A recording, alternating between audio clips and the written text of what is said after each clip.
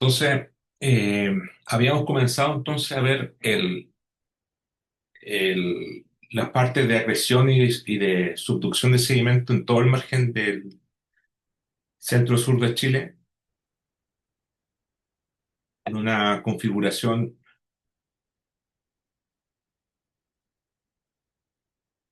como esta. Tenemos varios dominios.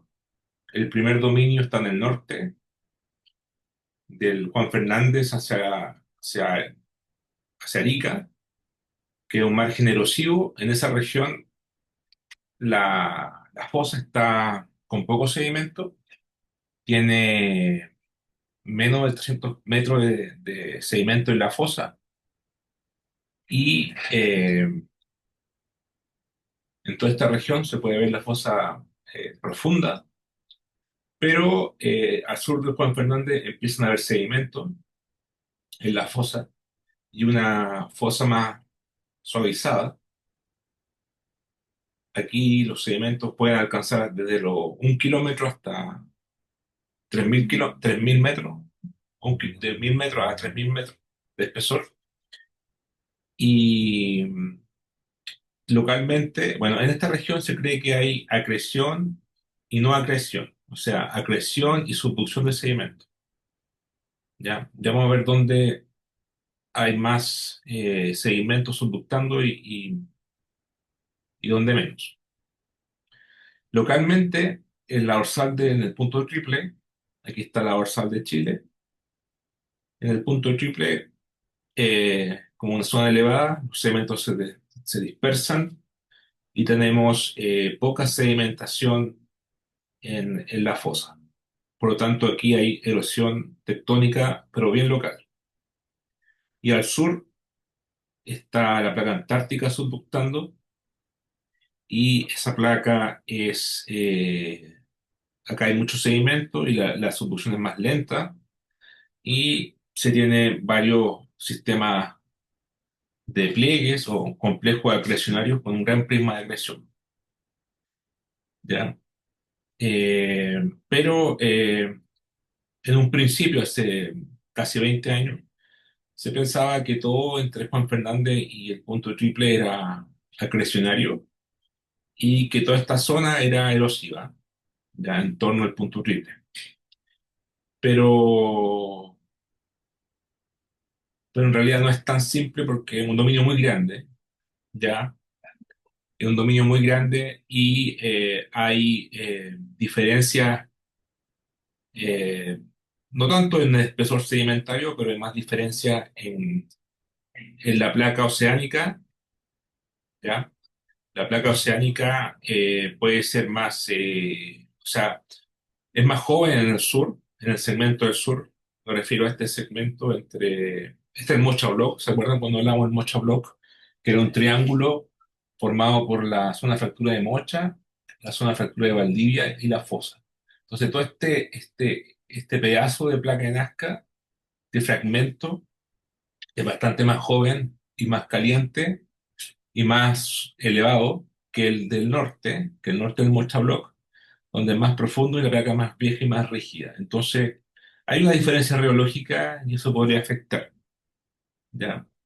También hay diferencia en el clima, ¿cierto? Sabemos que al sur de Valdivia es mucho más lluvioso que acá, que es más mediterráneo.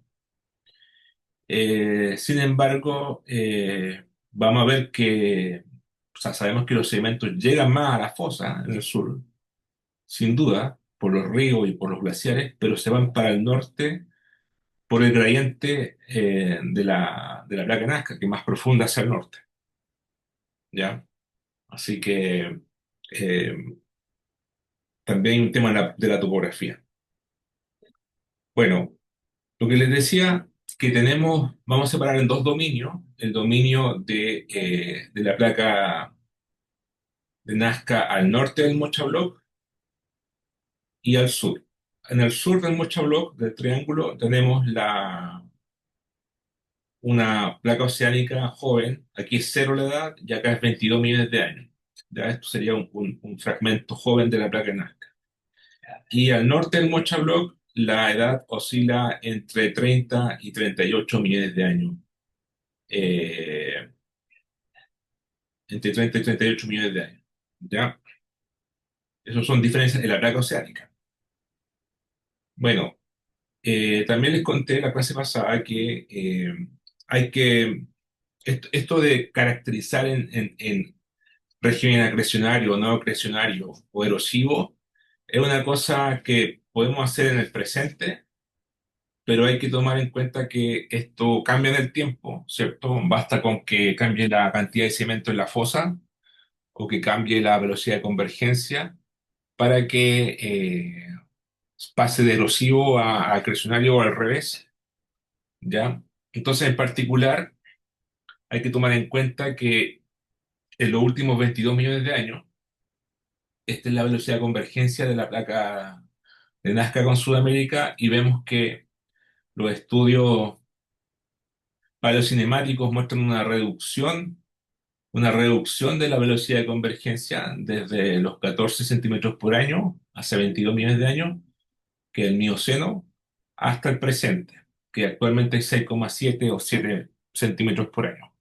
Entonces, como saben, los márgenes erosivos se favorecen en subducciones de convergencia rápida y los márgenes acrecionarios se favorecen en convergencias más lentas. Eso es un parámetro. Otra característica es el CO2, ¿ya? En el pasado había menos CO2 y aquí hay un aumento eh, sustancial del CO2 acompañado de un periodo postglacial. Esto es la estimación en kilómetros de los sedimentos en la fosa desde los 22 millones de años hacia el presente y vemos que hace 20 millones de años el espesor era bastante menos que ahora, ya era menos de la mitad que ahora. Entonces, una convergencia rápida y poco sedimento en la fosa favorecía erosión. Todo esto es dentro del segmento sur-centro de Chile, que es entre Juan Fernández y el Punto Triple. ¿Ya? En realidad, Kukoski y Nonkin lo hacen más para entre Valparaíso y Valdivia, ya esta estimación. En todo caso, se es conocido que hace 5 millones de años, en el Plioceno, hubo un aumento de la denudación en los Andes por las glaciaciones, ¿ya? Denudación es cuando cuando los glaciares eh, erodan la cordillera o el orógeno y transportan mucho material hacia, eh, digamos, eroda mucho, ¿ya? Y ese material, sabemos que en los periodos glaciales se depositaba en la fosa, ¿cierto? De forma bien eficiente.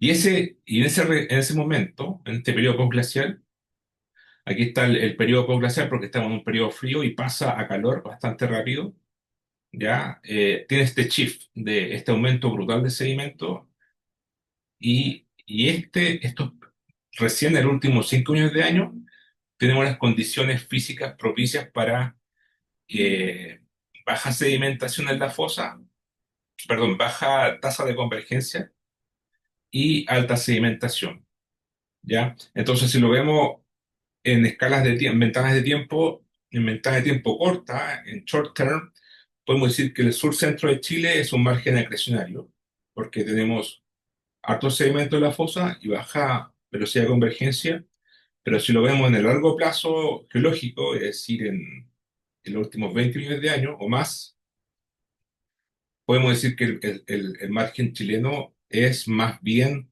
un margen erosivo, ¿ya? También podemos decir que antes de los 5 millones de años era erosivo y pasó a ser acrecionario, ¿ya? Recién en los últimos 5 millones de años. ¿Ya? Entonces hay que tomar en cuenta todas esas condiciones de, de tiempo y de las convergencias, velocidad de convergencia y bueno, y los sedimentos en la fosa. Bueno, vamos a ver ahora el presente, cómo son los primas de acreción. Vamos a hacer una comparación en todos sus perfiles, perfil 1, 2, 1, 2, E1, E2, C1 E4, E6, C2, C3, C4, ya para comparar el norte con todo este sur. Ya el perfil 2, por ejemplo, está en Valparaíso.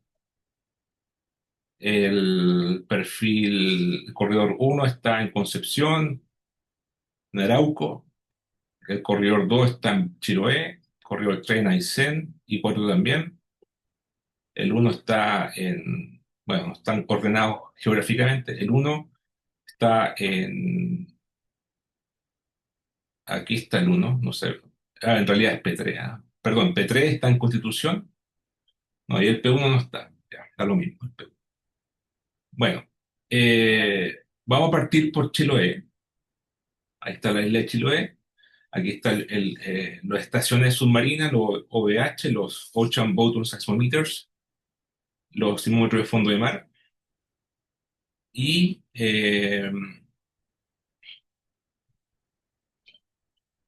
ahí está el cañón Cucao. Y la fosa está bien plana, bien suave. Hay mucho sedimento en la fosa. Y la tomografía sísmica muestra algo así. Muestra una fosa totalmente rellena de sedimento, ¿ya? Y una plataforma bien ancha, una tremenda cuenca entera, ¿ya? Una tremenda cuenca de hasta 4 kilómetros. Esta cuenca debe ser la más grande de Chile, yo creo. Eh, Tiene 4 kilómetros de espesor y es más grande que la cuenca de Valparaíso en el sentido de espesor de sedimento. Y es el talud, que tiene cuencas de talud. Y aquí estaría el frente de formación y un pequeño prisma. Las velocidades como azules son como velocidades bajas, en torno a 4 kilómetros por segundo, y son velocidades más bajas. Y esto sería el basamento continental. Eh, bueno, aquí estaría más o menos la interpretación, se ve mejor acá. Tendríamos aquí, por aquí va el perfil, este es un corte lateral del perfil. Aquí estaría el cañón de Cucao, ¿ya? Este sería, aquí se vería el prisma actual, ¿cierto? El prisma frontal, Frontal Accretionary Prism, y aquí había una formación abanico de sedimento y un pequeño prisma, que sería estas velocidades azules aquí de menores a 4 kilómetros por segundo, y aquí hay un salto de velocidad que denota el backstop, o sea, la transición o contacto entre el prisma de acreción y el basamento continental. Eso se obtiene por datos sísmicos. Y sería la posición del prisma frontal. Y después pasaremos a un prisma más, o sea, a un basamento continental, que puede ser roca metamórfica, podría ser volcánica también, tiene rango de velocidades volcánicas y metamórficas.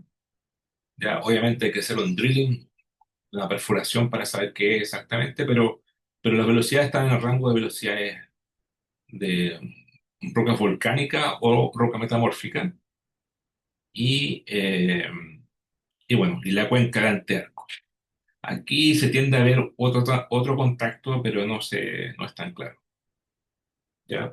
Pero el punto aquí es que el prisma es súper chico, ¿ya? O sea, súper chico me refiero a que es muy angosto, ¿ya? No, tiene menos de 10 kilómetros de ancho, ¿ya? Entonces es muy chico, muy angosto, a pesar de todos los sedimentos disponibles que están en el sistema. Ya hay mucha sedimentación, se ve todo esto sedimentado, una tremenda eh, fosa rellena de sedimento, pero aún así lo que se acreciona es muy poco. Entonces eso es como anti-intuitivo. Ahora, si hacemos una comparación con los perfiles de otras partes de Chile, los modelos de velocidad, podemos ver las diferencias. Eh, el de más arriba, el perfil uno, ese es en la península de Mejillones, y en margen erosivo se ve claramente la fosa sin sedimento, se ve un talud sin cuenca de antearco y se ve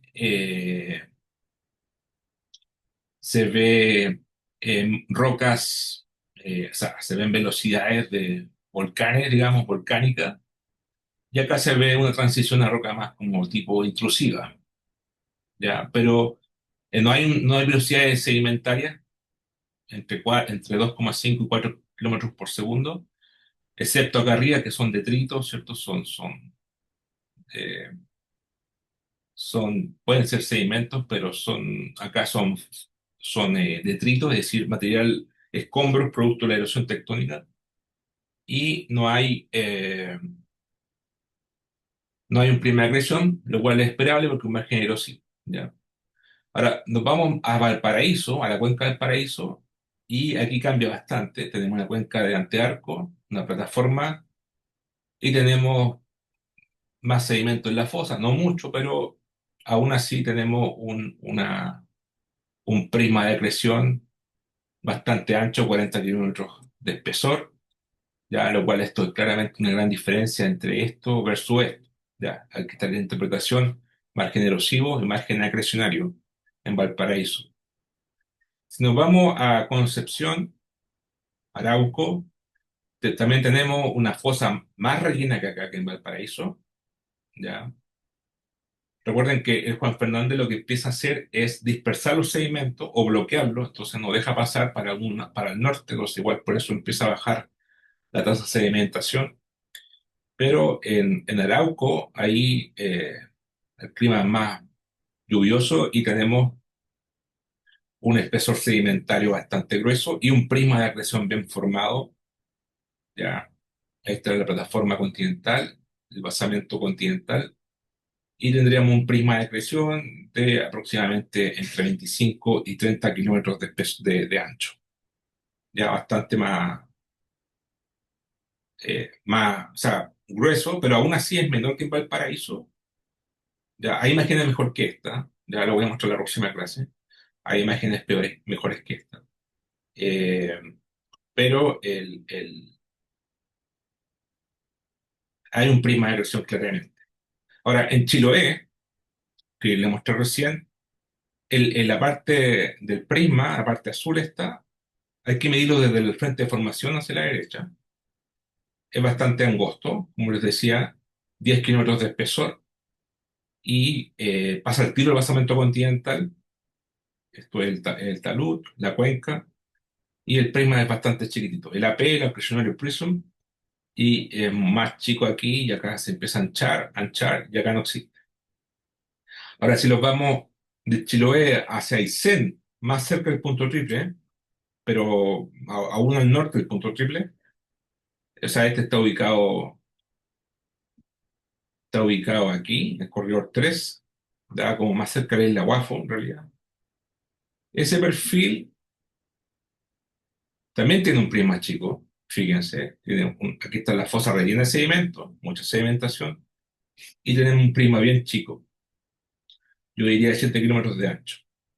Entonces, en resumen, podemos decir que, bueno, claramente el norte erosivo no es sorpresa, si lo sabíamos, pero entre Valparaíso y Concepción tenemos un prisma ancho, y entre Valdivia y Punto Triple tenemos un prisma chico, a pesar de que en el sur, hay más sedimento. Ya, aquí estaría el resumen. Tendríamos aquí un prisma de acreción angosto, menos de 10 kilómetros de ancho, y entre Valparaíso y Concepción, o el Mocha Bloque en realidad, un prisma más grande, 30 a 40 kilómetros de ancho, ¿ya? Y bueno, esto en el norte erosivo. Entonces aquí tendríamos dos, eh, dos segmentos. Entre Valparaíso y el Punto Triple tendríamos el segmento al norte del Mochabloc, un prisma más ancho, y al sur del Mochabloc un prisma más angosto. ¿Ya? Entonces, eh, una pregunta. ¿Alguien podría explicar por qué, siendo que hay más sedimento en el sur, al sur del Mochabloc, por qué o cómo se podría explicar que el prisma de acreción sea más chico que al norte del Mochabloc donde hay más sedimento? ¿Alguna idea?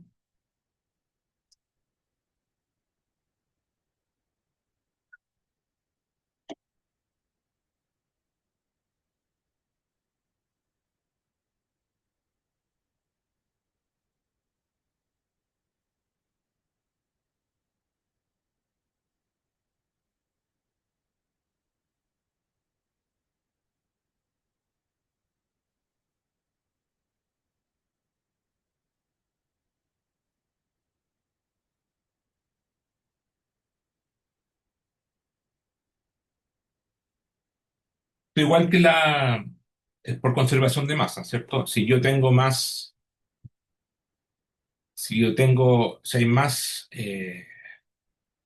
por ejemplo,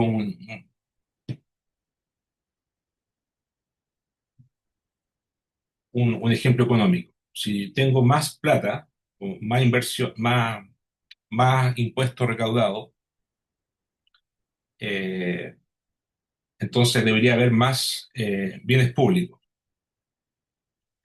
Pero acá en el sur es al revés. Tenemos más impuestos recaudados, pero tenemos menos bienes públicos, pensando que el bien público sería el prisma de agresión.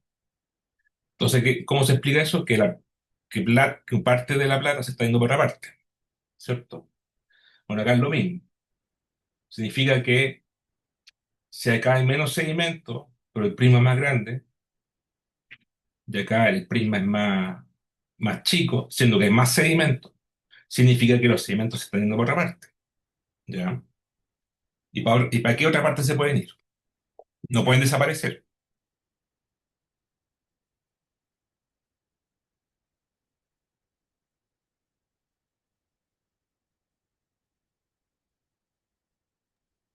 ¿Estaría subductando, profe? Exactamente. No queda otra que subducto, ¿ya?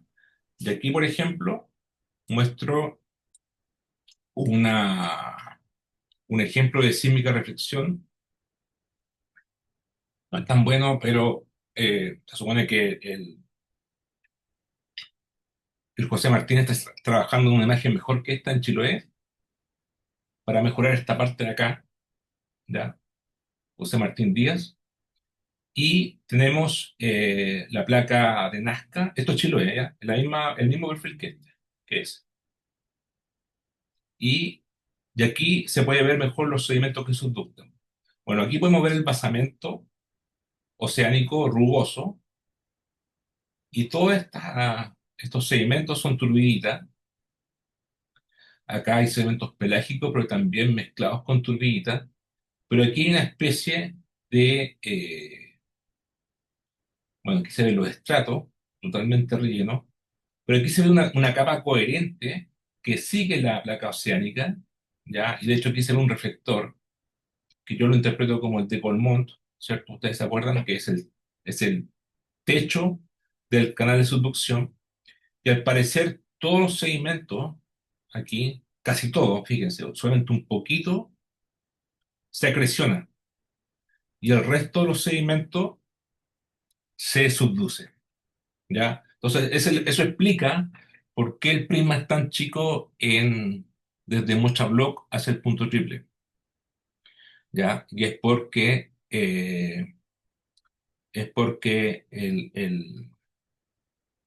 los sedimentos, en vez de acrecionarse, se subducen, se van por debajo, ¿ya? Y evidencia eso, podemos ver más al sur también, porque recuerden que en Aysén también el prisma es chico, por ejemplo aquí, el prisma de acreción es chico, ¿ya? Y entonces aquí también debería haber solución de sedimento, y de hecho aquí si pueden ver, tenemos eh, la imagen, este sería el perfil de Aysén, el mismo. Ahí tendríamos el basamento continental, perdón, el basamento oceánico, el techo del basamento oceánico y el de Colmont, el reflector que se ve claramente, de hecho parte desde la calle, ya se empieza a formar y empiezan a ver las fallas inversas. Ya, aquí está el de Colmont, ahí se ve, ahí se puede trazar fácilmente, sigue por ahí, por acá, y se ve un gran canal de subducción bastante grueso. Entonces, pocos segmentos se forman pliegues y el prisma de elección, aquí se ven fallas inversas de pliegue, de folding, thrust, ahí se ven imbricate thrust faults, pero la mayoría de los segmentos, o sea, por debajo, ya se da por debajo. Ahora, más cerca del punto horrible sería este perfil que está a 45,5, ya ese perfil es el corredor 4 que está ubicado aquí, fíjense, bastante cerca del punto triple, ahí está el punto triple, y eh, ese perfil cruza la cresta de la dorsal de Chile. Ahí está la cresta del Chile Rise, el high relief del eje de la dorsal de Chile. ¿Ya? Entonces aquí está todo levantado, fíjense, y los sedimentos obviamente se van a las partes más profundas. Aquí queda expuesto y los sedimentos se van a las partes más profundas. Entonces, aquí el efecto topográfico empieza a reducir la tasa de sedimentación y se ve menos sedimento en la fosa, se ve menos sedimento en la fosa, se ve el techo del basamento oceánico y el de Colmón. Aún así, de los sedimentos disponibles, que es menos que un poco más al norte, casi todo se va subductando. Acá hay un high relief, ya puede ser un Simont, un volcanic Simont, ya. Aquí hay ya unos pliegues y acá hay un prisma igual y el de Colmont, ya. Entonces se va igual casi todo subductando. Entonces, en resumen, eh, justo al norte del punto triple y al sur de la isla de Chiloé, se tiene un canal de subducción bastante grueso. Es decir, la mayoría de los sedimentos subducta en vez de acrecionarse. ¿Ya? Eso pasa en el segmento sur. En el segmento sur me refiero entre el Mocha Block y el punto triple. ¿Ya? Entonces aquí lo que podemos resumir es que hay un predominio de la subducción de sedimentos. Ahora, ¿qué pasa al norte del Mocha Block? Bueno, también hay imágenes mejores que esta, pero la idea es la siguiente. La idea es que aquí se muestra un prisma de acreción más ancho, ¿ya?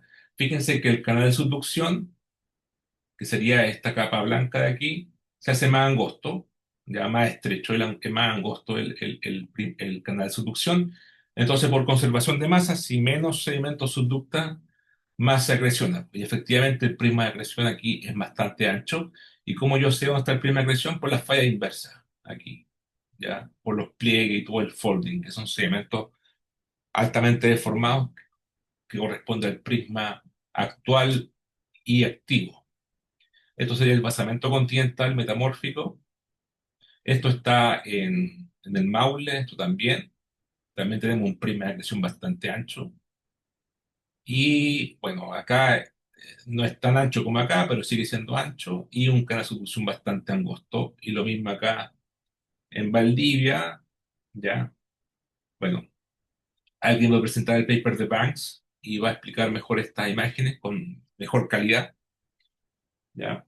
En la próxima semana empiezan las presentaciones, perdón, la subsiguiente. Y, eh, y bueno, esto desde el punto de vista de la sísmica reflexión. Eh, bueno, del punto de vista de la refracción, de los modelos de velocidad, aquí tengo el prisma más ancho en Concepción y en Valparaíso. Ya, también en el Maule se ve, aquí tengo una imagen del Maule. Este es justamente en la región del epicentro del terremoto del 2010 y tenemos un perfil anfibio, es decir, cubre la parte oceánica de la costa hacia el oeste y una parte continental de la costa hacia el este. Y aquí tendríamos la cuenca Antearco y aquí tendríamos un shell break, un cambio de pendiente, un talud y un prisma de acreción que sería todo este bloque de acá. Eh, claro, uno no puede decir que la velocidad de sedimento es menor que 4 y no, en realidad lo que manda es el gradiente, ¿ya?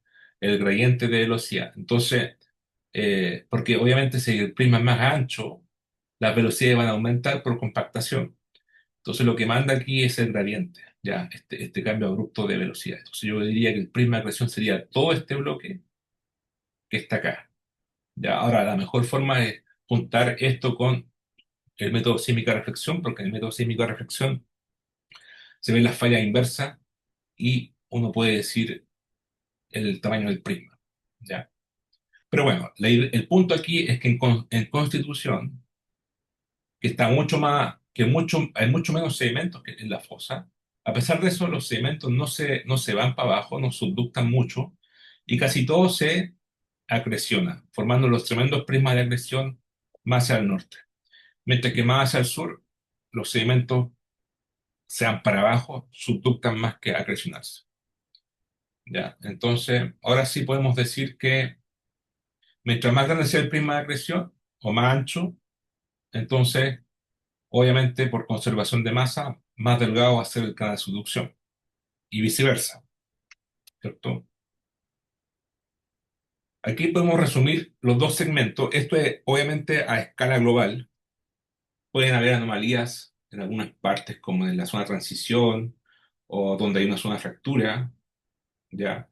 Pero a escala global podemos decir que el segmento del Maule se caracteriza por pocos sedimentos en una cuenca de fosa con angosta, con pocos sedimentos subductando, un canal de subducción delgado, pero con un tremendo prisma de acreción, ¿ya? O sea, relativamente, ya 30, 40, 50 kilómetros de ancho, versus el segmento de Chiloé, que en realidad termina hasta acá, porque esto es una zona de transición, una zona especial, este es el Mocha Block, ¿ya? El Mocha Block, el triángulo de Mocha, Valdivia y La Fosa. Y el segmento de Chiloé tiene muchos sedimentos en la fosa, ¿cierto? Región glacial y lluviosa, pero los sedimentos en vez de acrecionarse, la mayoría subducta, formando un canal de subducción bastante grueso y un prisma frontal bastante angosto. Entonces estos sedimentos que subductan pueden tener dos, eh, dos claras salidas, digamos, o, o destinos, diría yo. Dos destinos claros. Uno sería que una vez que subducta por debajo del basamento continental, que es un paleoprisma de acreción o un basamento metamórfico, se puede acrecionar por debajo un pedazo, ¿ya? Ahora, ¿dónde ocurre eso? Habría que ver dónde hay alzamiento. Y otro pedazo puede seguir subductando, ¿ya? Puede seguir subductando. Y puede seguir subductando hasta la zona de magma génesis debajo del arco volcánico, ¿ya? Y de hecho, trazas volcánicas o muestras de gases de volcanes, de magma eruptado en los volcanes, muestran,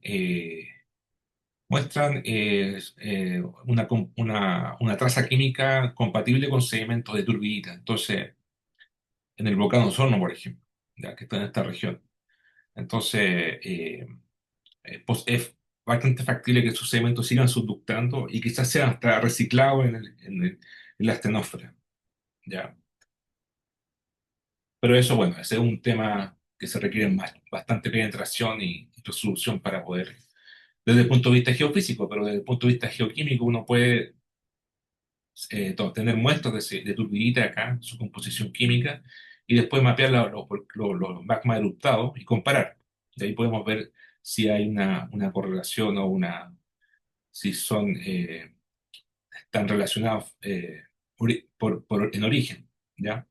Y así, al parecer, se muestra bastante en el sur, en los lagos, por ejemplo, ¿ya? Entonces, eso es el tema de la subducción de sedimentos y la creación de sedimentos. ¿Alguna pregunta hasta acá? ¿Comentario?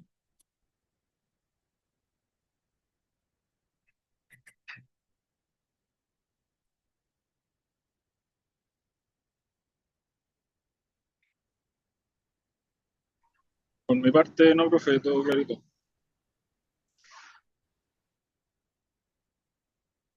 Ahora, ya, claro, afirmando esta conclusión, ya, del segmento del Maule y el segmento de Chiloé, ahí está el perfil 3.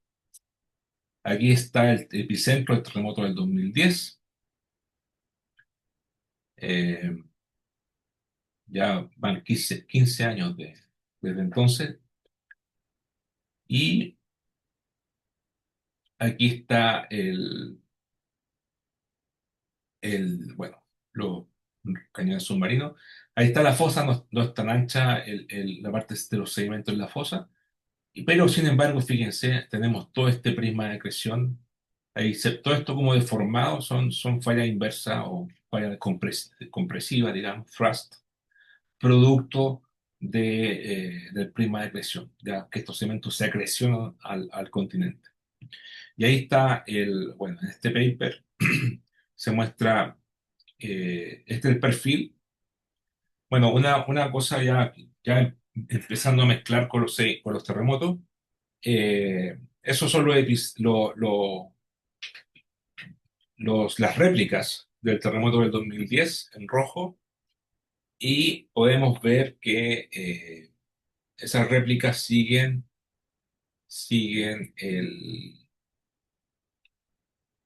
se ponen como en torno a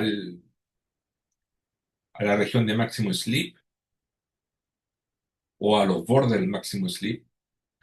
Y aquí, como no está el prisma, hay menos sedimentos, hay menos réplicas, ¿ya?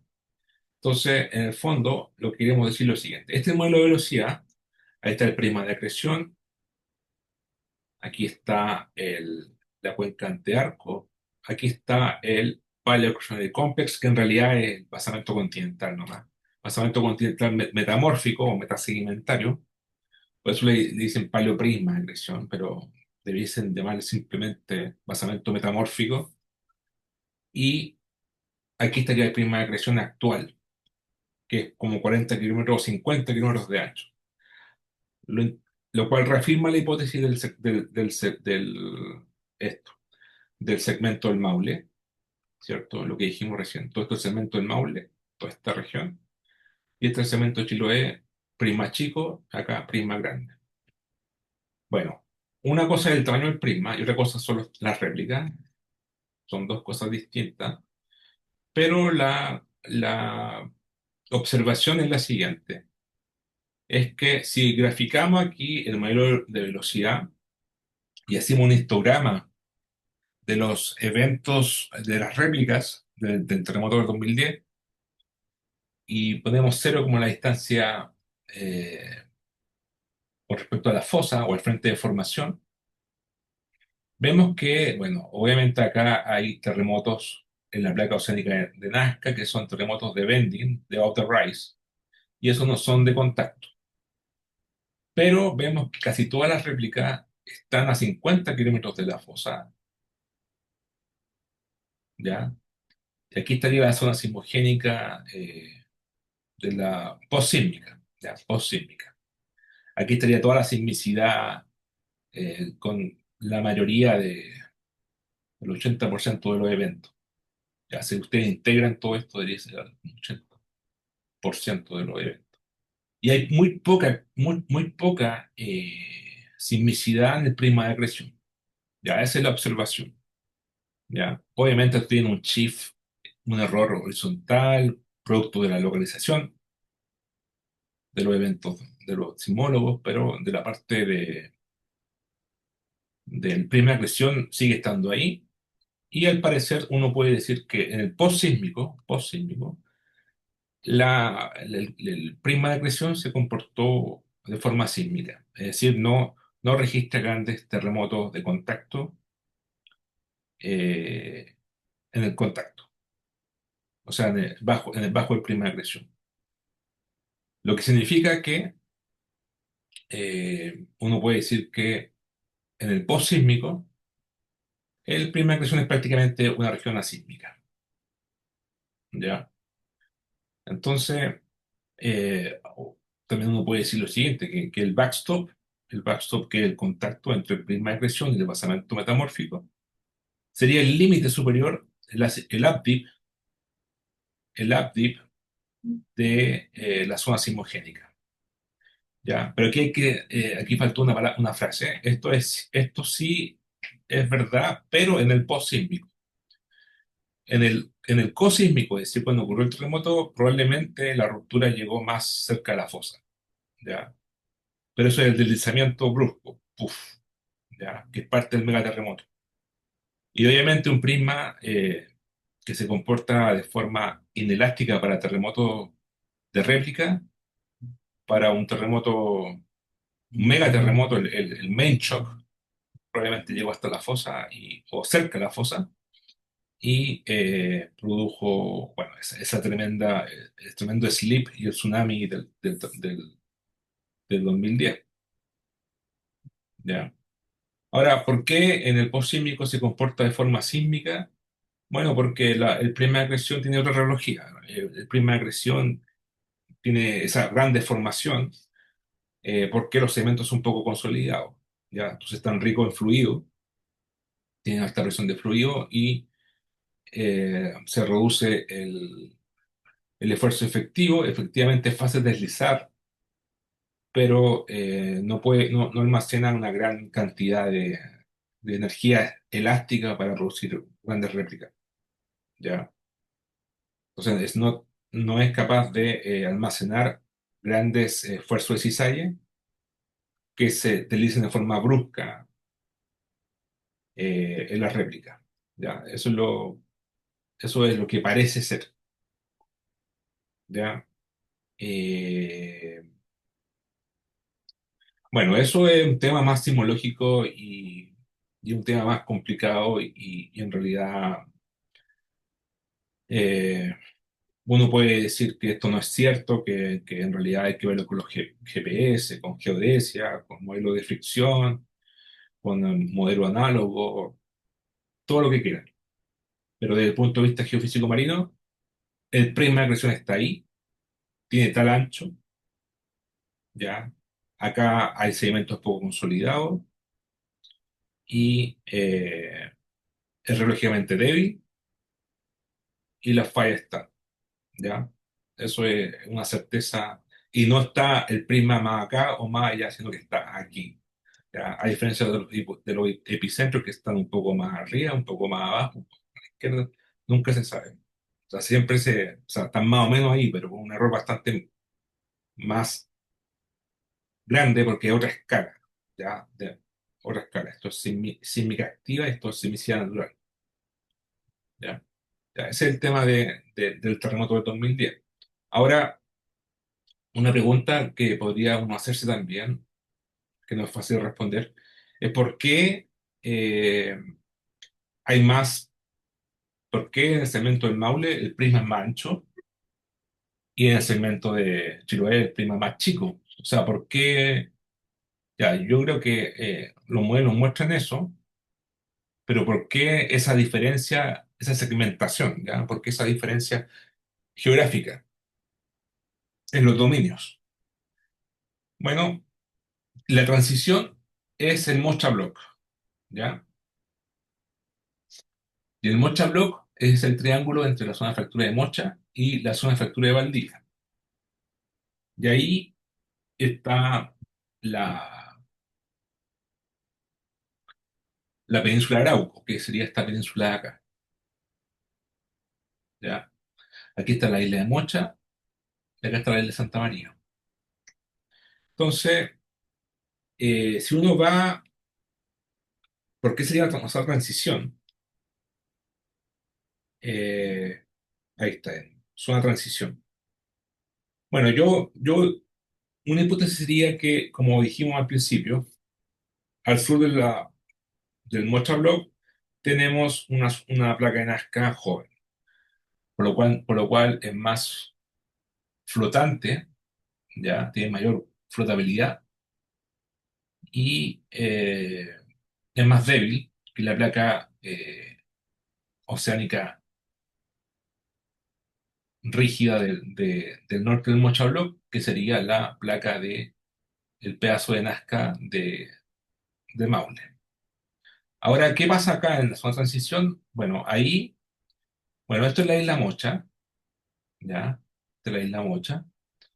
Y aquí, esta isla está alzada, ¿ya? Son de las pocas islas continentales, ahí se ve la isla de Mocha, que están por eso es una isla, porque está alzada, ya una parte del continente alzado. Entonces toda esta región está alzada, de hecho la misma península de Arauco es una prueba de eso. Y bueno, una forma de medir el alzamiento es poniendo GPS. Ya ahí está instalando GPS. Aquí está la costa de la isla Mocha y se ve el alzamiento de las terrazas ya en la costa. Bueno, si uno va en la isla de Mocha, al parecer uno ve esto, va al parque, ya va al parque nacional de la isla Mocha, que es una reserva, una parte de una reserva, y el CERNA Geomin, o CONAF, no sé cuál, puso efectivamente una interpretación geológica de lo que está pasando. Y habla del Mocha Block, pero de forma indirecta.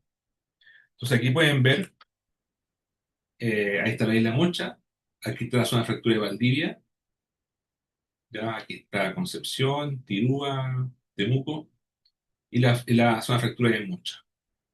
Ya aquí le ponen for de subducción, que es la fosa, y de ahí está el triángulo. Entonces, el alzamiento coincide con el Mocha Block. Entonces, una hipótesis, ya, una hipótesis es que el alzamiento, ahí está el alzamiento, fíjense, lo explican, el alzamiento es debido a que la zona de fractura de Valdivia y de Mocha son regiones,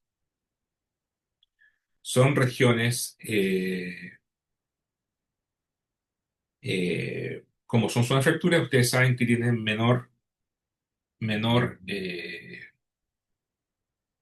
o al revés, mayor grado de fracturamiento, y tanto en la corteza como en el manto, y lo que significa que está más hidratada, ¿ya? Por debajo, o sea, el manto más hidratado y la corteza más hidratada. Entonces, si está más hidratado y deformado, tiene una densidad menor, ¿ya? Que una corteza normal o un manto normal. Por lo tanto, que produce esa densidad menor, más flotabilidad. Entonces, esa más flotabilidad es ese triángulo, ese bloque, porque es un bloque en realidad, fíjense, produce, produce alzamiento. ¿Ya? En realidad es Mocha Block, el zona de fractura de Mocha, la que produce más el alzamiento de la península de Arauco. Es una hipótesis, ¿ya?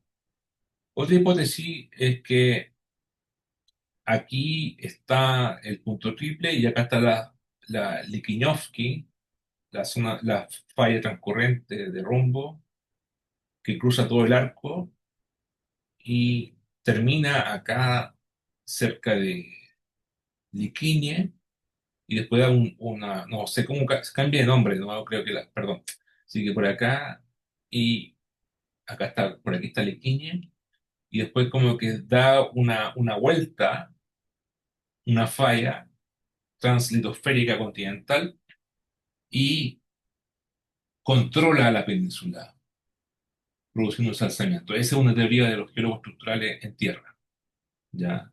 Que ignoran la zona de fractura de Valdivia, porque dicen que según ellos se va migrando de norte a sur, entonces no consiguen los tiempos. Pero no estoy tan seguro porque Valdivia está en más estática, ¿ya? Entonces, habría que, bueno, es un tema abierto, La cosa es que la península de Arauco está alzada, ¿ya? Y todo eso produce una separación en el fondo. Todo este bloque es una separación entre una placa joven, eso es un hecho, una placa joven, alzada, y acá una placa más vieja, ¿ya? Más rígida, relativamente. Entonces, eh, bueno, esta es una imagen del parque. Este es, es la parte más alta de la isla de Mocha, ¿ya? Y esto era una laguna. Y esa laguna está seca, se puede caminar. ¿Y por qué se secó? Porque se alzó, ¿ya? Eso por el alzamiento de la isla de Mocha y de la isla Santa María, ¿ya? En la península de Arauco. Debe haber varias cosas así en la península de Arauco, de alzamiento, ¿ya? Entonces es una isla seca, o sea, una laguna seca. Bueno, eh, resumiendo, tenemos el segmento del Maule, el segmento de Chiloé. Si lo vemos de oeste a este, es decir, mirando la fosa de frente, este sería el norte, 20 grados norte y 46 grados sur. Entonces sería el fondo del mar, esta curva sería el fondo del mar, en la fosa misma, ¿ya? Entonces podemos graficar el décolmont, que sería esta línea punteada. Estos triángulos son los perfiles sísmicos estudiados, que nos diferencian la cantidad de cemento que subducta, perdón, que se acreciona, que sería la zona blanca, y la zona gris sería la región de sedimentos que subducta. Y esto sería el basamento oceánico. ¿Ya? Entonces, esto sería como la puerta a la subducción, subduction gate, y lo blanco es lo que se acreciona, esto es lo que subducta, y esto es el basamento oceánico que también subducta. ¿Ya? Entonces, subductan lo gris con lo gris oscuro, subductan juntos, y esto se queda por arriba. Ya, se acreciona frontalmente. Bueno, esto es una actualización de esto. ¿Ya? Aquí están las edades. Edad, latitud, el espesor sedimentario. Y aquí podemos ver que en el sur, bueno, en el sur está más levantado porque la placa es más joven. Entonces, por eso el basamento oceánico es más levantado. Y tenemos aquí un, eh, un paquete de sedimentos en la fosa bastante grueso entre Valparaíso. Valparaíso está acá a los 32,6 por ahí, por aquí. Ahí estaría Juan Fernández subductando, separando un régimen superacrecionario de un régimen erosivo con muy poco sedimento en la fosa. ¿Ya? Y acá estaría el, eh, el sur centro de Chile entre Valparaíso y el Punto Rica. Entonces podemos ver los dos dominios. Esto es el Maule, casi todo se acreciona y poco se subducta. Y al sur del Mocha Block, casi todo se subducta y poco se acreciona, y menos se acreciona. Bueno, todavía no hemos respondido por qué pasa esto por qué pasa esto al norte y esto al sur. Bueno, una idea, no es fácil, ¿ya? Pero una idea es por la rigidez de la placa oceánica. Porque es clara la segmentación debido a la separación entre placa vieja y placa joven. Ya en Chiloé es más joven, por lo tanto es más débil. Ya joven entre 0 y 20 millones de años y al norte entre 30 y 38 millones de años. Entonces, entonces eh, si la placa es más vieja, ya significa desde el punto de vista geodinámico que tiene, si es más vieja, es más rígida, entonces tiene un espesor elástico más grande, por lo tanto es capaz de soportar más esfuerzos con poca deformación. Entonces, dado los sedimentos en la fosa, es poco lo que se eh, deflecta la placa en la fosa, ¿ya? No se va mucho para abajo la placa. En cambio, una placa débil, si yo le pongo carga sedimentaria, se va a ir más para abajo. En otras palabras, lo que me refiero a esto. Ah, no, está aquí.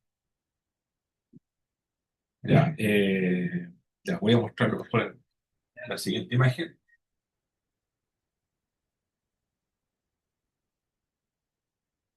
Un momento.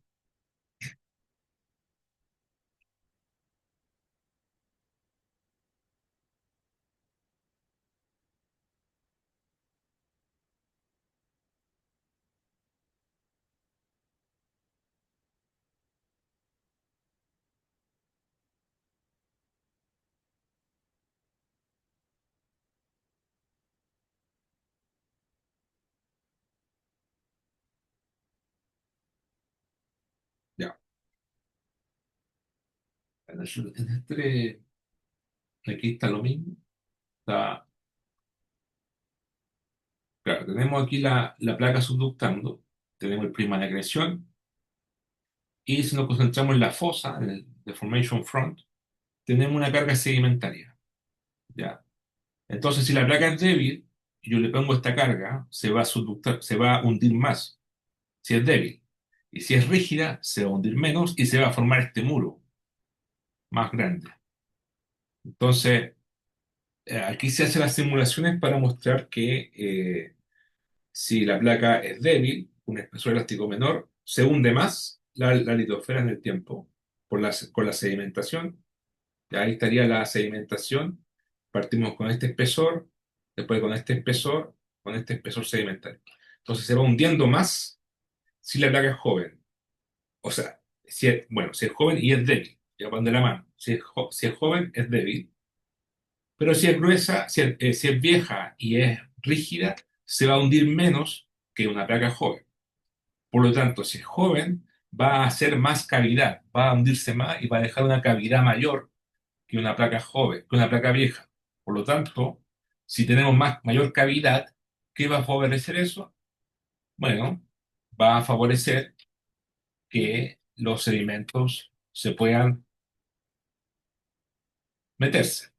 Por ejemplo, esto sería una placa más vieja, tendría un alzamiento y una pequeña cavidad, este es un dibujo, una pequeña cavidad de los sedimentos. Pero si es joven y es débil, tenemos menos alzamiento acá del outer rise, pero tenemos más hundimiento, porque es más débil, entonces los sedimentos se pueden introducirse y formar el tremendo prisma de acreción, perdón, el tremendo canal de subducción, súper ancho. Ya, entonces, esto sería como en el segmento de Chiloé, y esto sería como en el segmento de Maule. ¿Ya? Esto sería una idea en términos de la reología de la placa de Nazca. ¿Ya? Es una hipótesis. Obviamente habría que compararlo con otros márgenes del mundo y comparar placa joven versus vieja, pero eh, también, bueno, aquí se explica el fenómeno meramente con el parámetro de la placa oceánica, en particular con la rigidez de la placa oceánica. Pero también podría ser que la placa continental también controle el canal de subducción dependiendo de las propiedades del basamento continental, ¿ya? Así que es un tema complicado, ¿ya? Pero aquí presento una hipótesis yo, que es mi hipótesis, pero eh, es un tema de investigación, ¿ya? No es cerrado para nada, pero eh, lo que sí se puede decir es que la observación, en el fondo, el dato duro, es que entre Valparaíso y Concepción, más en lo que se acreciona que lo que subducta, y entre Valdivia y el punto de Triple es más lo que subducta que lo que se acreciona. ¿Ya? ¿Por qué? Bueno, ahí yo presento una idea, pero puede ser otra cosa o una mezcla. ¿Ya? Así es la ciencia. Así habría que seguir investigando. ¿Alguna pregunta?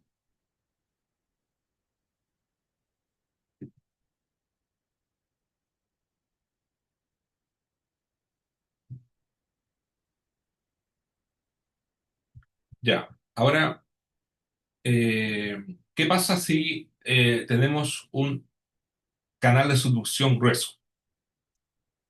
Bueno, aquí tenemos un contacto. Esto es visto a lo largo del. Esto sería como serían las Horsengraben, por ejemplo, de la placa oceánica. Y aquí tendríamos un canal de subducción delgado. Que tendría un canal de subducción grueso. Entonces, el canal de subducción grueso, ¿qué hace? Rellena todo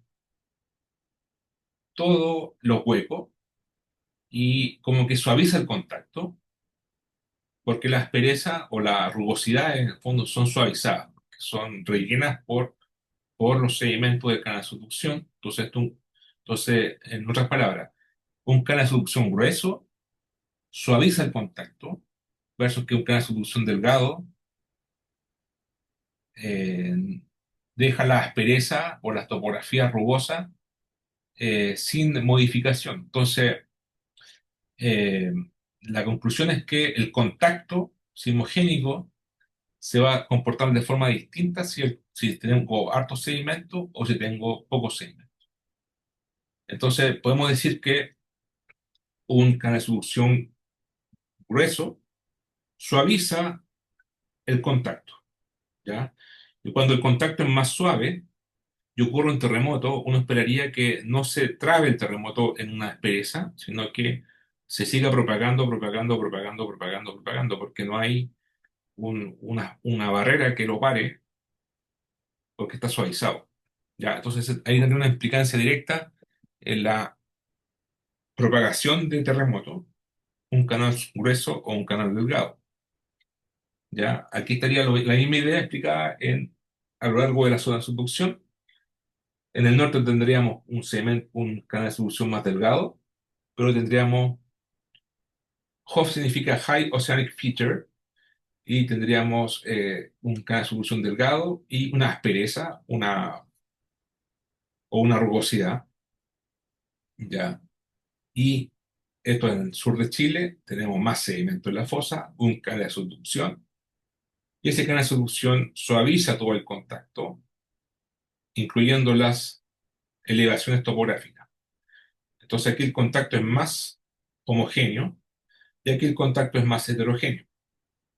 ¿Ya? Obviamente esto habría que verlo bien con un perfil, que podría ser que también habría más sedimento acá o menos acá. Esto es un cartoon, ¿ya? Pero esa es la idea. Ahora, ¿qué es aspereza en realidad y barrera para ponerse de acuerdo? Eh, bueno, una aspereza es un área que tiene localmente una región, un parche, que tiene mucha fricción y, y se comporta de forma sísmica durante el periodo intersísmico. Es decir, durante el periodo intersísmico, o sea, antes que ocurra el terremoto, es está muy acoplada, ya tiene alta fricción y no desliza mucho, ¿ya? Está muy acoplada. Pero una vez que el yield stress supera el- o cuando el esfuerzo acumulado supera el yield stress y ocurre el terremoto, esa región que estaba muy acoplada desliza mucho, ¿ya? Concentra una gran cantidad del momento cosísmico durante el cosísmico, es decir, durante el intersísmico está muy acoplada y durante el cosísmico desliza mucho. Es una aspereza, ¿ya? Ahora, ¿qué es una barrera? Una barrera es una región que tiene poco o muy poco deslizamiento durante la propagación de un terremoto, ¿ya? Entonces, no es lo mismo aspereza que barrera, ¿ya? O sea, la aspereza es solamente una barrera durante el intersísmico, pero durante el cosísmico desliza mucho. Por eso es un gran parche de deslizamiento, ¿ya? Entonces, teniendo en cuenta eso, podemos ver las asperezas del terremoto del gran terremoto del 1960 de Valdivia, que cruzó o partió desde la zona de fractura de Mocha y terminó en el punto Ripley, generando estos parches, el máximo slip en, en este segmento que está entre Mocha y Valdivia, este otro slip que está entre Valdivia y Chiloé, aquí hay menos, entre Guafo y Darwin, bueno, están estos parches, aquí hay un menos, menos. Todo es un modelo según Moreno 2009. Ahora, independiente de la calidad de este modelo, está la área de estudio entre la zona de fractura de Mocha y el punto triple. Y ya dijimos que esta región tiene un canal de solución grueso, ¿ya? Tiene un canal de solución grueso y lo cual concentra, o sea, la grande aspereza está entre medios de la zona de fractura de Mocha y de Valdivia, entre Valdivia y Chiloé. Bueno, aquí no, acá sí y acá no. Bueno, pero las dos principales presas están acá en el norte. Entonces uno puede decir que al parecer parte acá el terremoto, ustedes saben, fue un día antes y después se propagó de sur a norte, se propagó todo esto, todo esto, todo esto, hasta llegar a este punto horrible. Entonces, la pregunta es, ¿por qué se propagó por toda esta región? Una explicación podría ser que, como en toda esta región está el canal de solución grueso, eso suaviza el contacto, y como tengo un contacto suavizado, se propaga sin problema lateralmente. ¿Ya? Es una primera consecuencia del canal de solución grueso. La otra es que, si bien se propaga, tiene una especie de barreras relativas, ¿ya? Pero no es una barrera, sino que igual se propagó todo para abajo. Pero aquí tenemos una aspereza, pero aquí tiene una especie de reducción de slip, después una aspereza, después como que pierde la energía un poco, pero después sigue deslizando, deslizando, deslizando. Acá el deslizamiento es menor en el sur, pero es mayor en el norte. Parte de acá y se va para el sur. Ahora, ¿por qué aquí hay una pequeña reducción? Bueno, uno podría atribuirlo a la zona de fractura de Valdivia, porque ahí localmente el canal de subducción es menor, entonces está menos suavizado. Entonces, por eso se comporta como barrera, pero después sigue eso propagándose. ¿Ya? Un poco como barrera y después sigue propagándose. Entonces ahí tenemos una interpretación eh, basada en las propiedades del canal de subducción o las características del canal de subducción en el segmento de Valdivia o de Chiloé. ¿Ya? Bueno, está lo mismo, pero eso es el alzamiento desde el fondo del mar produciendo el tsunami.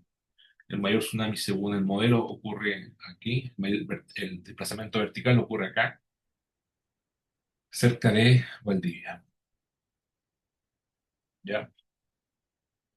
Bueno, ahí tengo una aplicación del prisma de acreción y del canal de subducción en los terremotos. ¿Ya? Y no es la única. También tiene aplicaciones todos los volcanes, ¿cierto? Con el canal de subducción subductando. eh, y también a la biología marina, ¿cierto? La- las fallas que traen propiedades hidrotermales en la fosa, en el clima de acreción, ¿ya? Los nutrientes del continente. Entonces, tiene aplicaciones a los terremotos, a las propiedades térmicas, a la biología marina y a la vulcanología también, ¿ya? Entre otras cosas. Entonces, bueno, aquí dejaría el tema del, del prisma de acreción de Chile. ¿Alguna pregunta?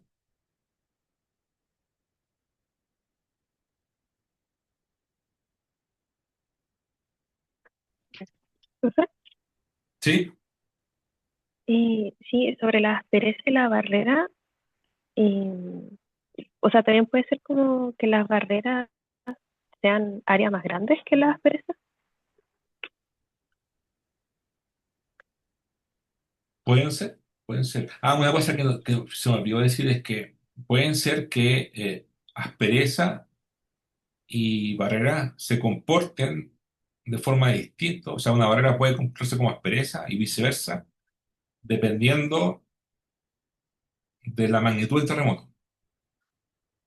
¿Ya? Entonces puede ser que un terremoto de cierta magnitud se comporte como, una barrera se comporte como, o sea, una región se comporte como barrera.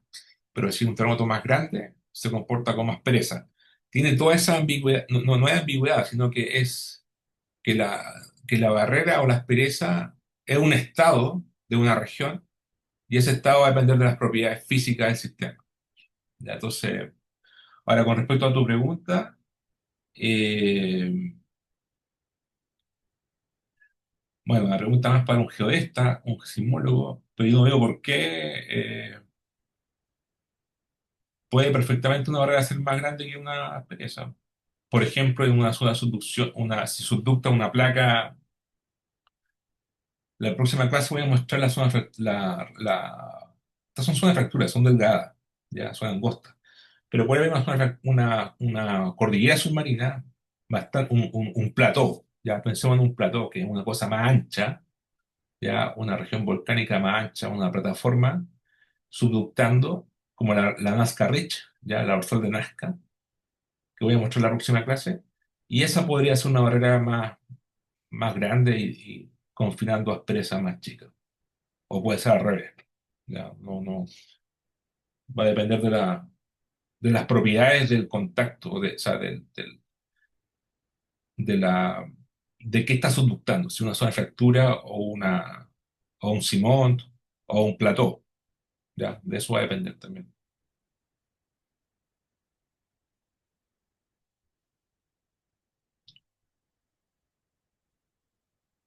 ¿Otra pregunta?